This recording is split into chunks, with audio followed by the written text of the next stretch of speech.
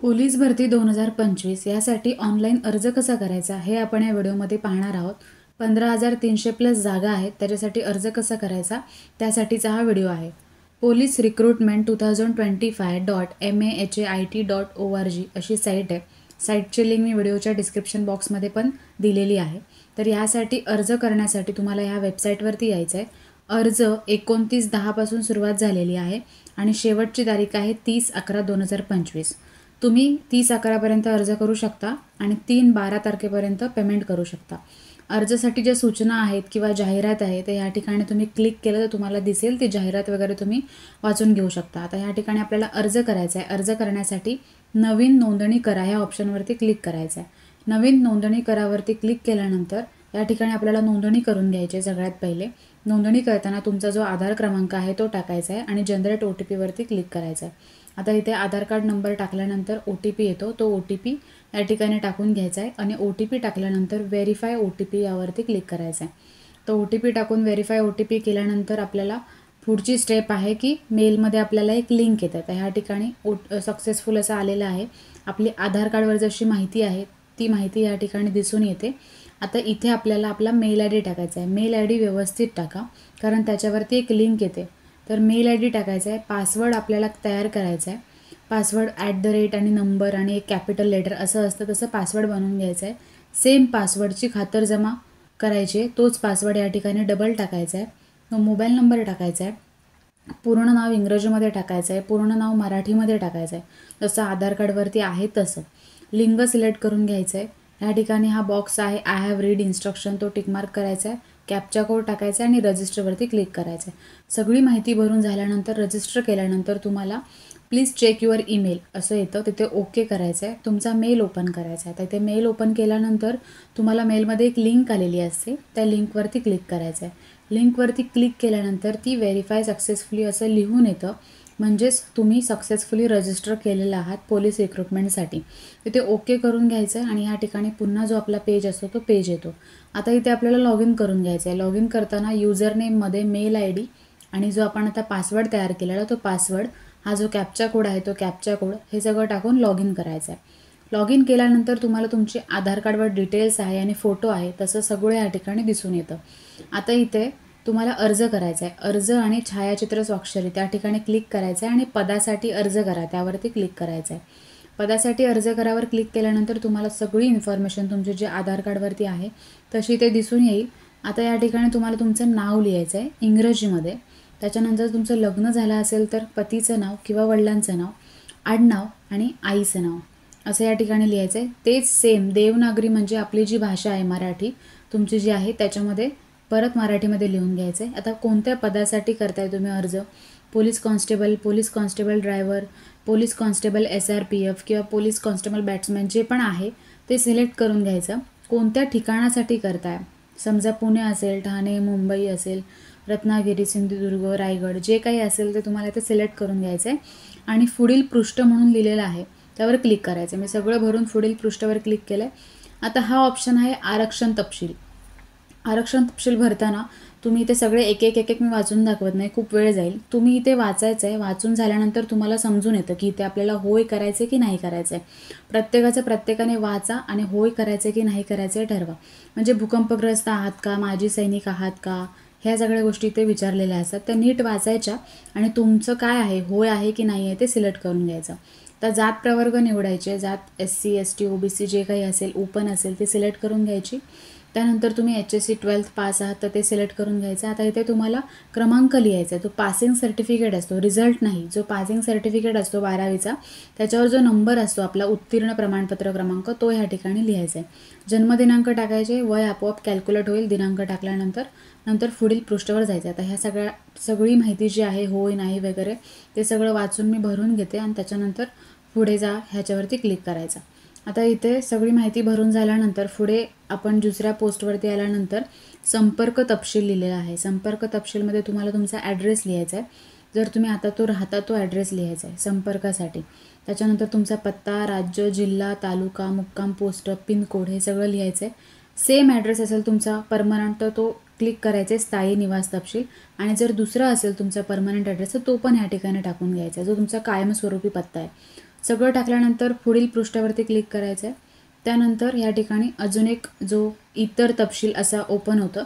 इतर तपशीलमध्ये धर्म तुमचा जो आहे तो, जात, पोटजात, त्याच्यानंतर या ठिकाणी ऑप्शन आहे शासकीय निमशासकीय सैन्य दलात सध्या सेवेमध्ये आहात का, जर असाल तर होय करायचं, नसेल तर नाही. महाराष्ट्राचे आदिवासी आहात का, होय. तर तुमचा जो डोमिसाईलवरती नंबर असतो तो डोमिसाईलचा नंबर या ठिकाणी आणि दिनांक टाकावे लागते. त्यानंतर कर्नाटकाचे आदिवासी आहात का, जर तुम्ही कर्नाटकाचे राहणारे असाल तर होय करायचं, नसेल तर नाही करायचं. त्यानंतर ज्या समांतर आरक्षणाचा लाभ घेऊ इच्छितो तो प्रवर्ग, जर तुम्ही खेळाडू वगैरे काही असाल, जर तुम्ही लास्टच्या ह्याच्यामध्ये सिलेक्ट केला असाल तर हा ऑप्शन ओपन होईल. तिथे मी नाही केलेलं म्हणून हा ऑप्शन ओपन होणार नाही इथे. आता उमेदवार नॉन क्रिमिलरमध्ये मोडतो का, OBC SC ST हे सगळे नॉन क्रिमिलर त्यांना लागतात, तर ते नॉन क्रिमिलरमध्ये मोडतो का, असेल तर होय करायचं.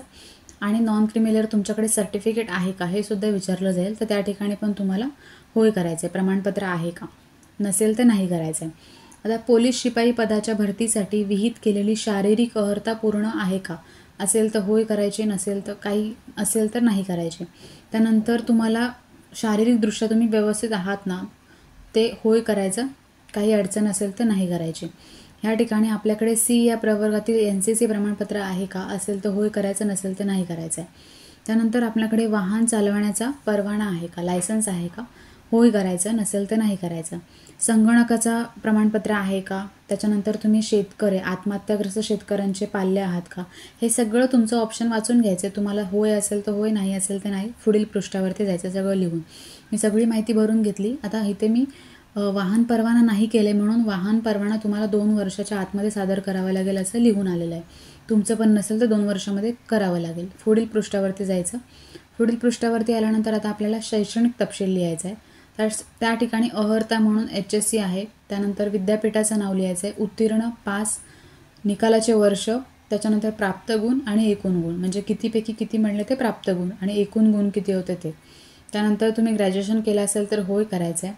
पोस्ट ग्रॅज्युएशन पण केलं असेल तर होय करायचं, नसेल तर नाही करायचं आहे. आता पोलीस शिपाई पदासाठी जर तुम्ही गेल्या वेळेला पण आत्ता तुम्ही फॉर्म भरलात आणि समजा तुम्ही फेल झालात, तर तुम्ही जर जी आपली मुलाखत असते ते मुलाखत घेऊन कॉन्ट्रॅक्ट बेसिसवर काम करायला तयार असाल तर होय करायचं आहे.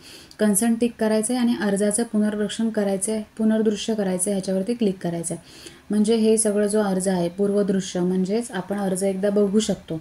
जर काही प्रॉब्लेम असेल अर्जामध्ये, काही एडिट करायची असेल माहिती, तर तुम्ही करू शकता. फॉर्म नीट बघून घ्यायचा आहे. काहीही दुरुस्त करायचं असेल तर आत्ताच दुरुस्त होतं, एकदा सबमिट केल्यावरती दुरुस्त होत नाही. फॉर्म बघून घ्यायचा, बॅक यायचं, कन्फर्म असेल तर जतन करावरती क्लिक करायचा. आता जी आपण माहिती भरलेली आहे ती ओके करून घ्यायची. आता ह्याच्यामध्ये काही बदल होणार नाही. तुम्हाला एक टोकन क्रमांक भेटतो, तो टोकन क्रमांक जपून ठेवायचा. तर टोकन क्रमांक भेटल्यानंतर तुम्हाला पुन्हा जी आपली साईट होती त्या साईटवरती आपण येतो. आता फोटो आणि सिग्नेचर अपलोड करून घेण्यासाठी येतं. आता इथे आपला जो टोकन नंबर आहे तो दिसेल, ॲप्लिकेशन नंबर दिसेल, फोटो स्टेटस नॉट अपलोडेड आणि फीसुद्धा भरलेली नाही आहे. आता फोटो अपलोड करायचा आहे आणि सिग्नेचर अपलोड करायचे. आता फोटो अपलोड करताना या ठिकाणी आपण जिथे अर्ज केला होता त्याच ठिकाणी जायचं, अर्ज आणि छायाचित्र, आणि ह्या ठिकाणी फोटोसाठी क्लिक करायचा. फोटो अपलोड करताना त्यांची जी रिक्वायरमेंट आहे, KB वगैरे लिहिलेलं आहे, छायाचित्र JPEG किंवा PNGमध्ये पाहिजे. त्याच्यानंतर 5 KB ते 20 KB इतकाच असावा त्याचा आकार, आणि त्याची रुंदी आहे ती 160 पिक्सल आणि उंची आहे ते 200 ते 212 पिक्सल. आता ही तुम्हाला वेबसाईटवरून तयार करून मिळते. त्या वेबसाईटची लिंकसुद्धा मी देते. त्याच्यामध्ये फोटो अपलोड करायचा, ही सगळी जी माहिती आहे ती भरायची, आपोआप त्या ठिकाणी फोटो येतो तसा करून. आता मी फोटो आणि सिग्नेचर त्याच्यामध्ये करून ह्या ठिकाणी अपलोड करून घेतलेला आहे. फोटो आणि सिग्नेचर अपलोड झाल्यानंतर आपल्याला जो शेवटचा ऑप्शन आहे तो पेमेंटचा येतो. पेमेंट करायचं आहे. पेमेंट करताना आधी तुमचा आधार कार्डवरचा फोटो आणि आत्ताचा फोटो, ह्या दोन्ही फोटो आणि माहिती सगळी दिसते. आता पे नाऊ म्हणून आहे, ते पे नाऊवरती क्लिक करायचं. तुमचा जो टोकन नंबर आहे त्याच्यासमोर पुढे जा म्हणून लिहिलेला असेल, त्या पुढे जावरती क्लिक करायचा. पुढे जावरती क्लिक केल्यानंतर तुम्हाला इथे तुमचा टोकन नंबर दिसेल आणि भरणा स्थिती नॉट पेड. आता इथे ऑनलाईन भरणा म्हणून सिलेक्ट करायचं, कॅप्चा कोड टाकायचा आणि सबमिटवरती क्लिक करायचा. सबमिट केल्यानंतर तुम्हाला ऑनलाईन पेमेंट करण्यासाठी खूप सारे ऑप्शन्स दिसतील.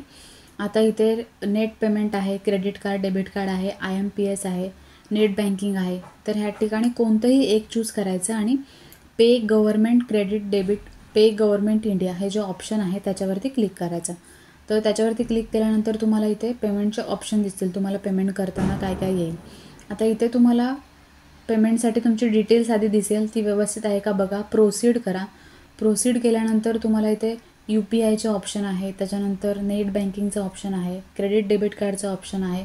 तर इथे मला बेस्ट UPI QR ऑप्शन वाटतो. तो UPI QR करायचा, QR कोड येतो तो स्कॅन करायचा आपल्या जीपेवरून आणि तुम्ही डायरेक्ट गुगल पेवरून पेमेंट करू शकता.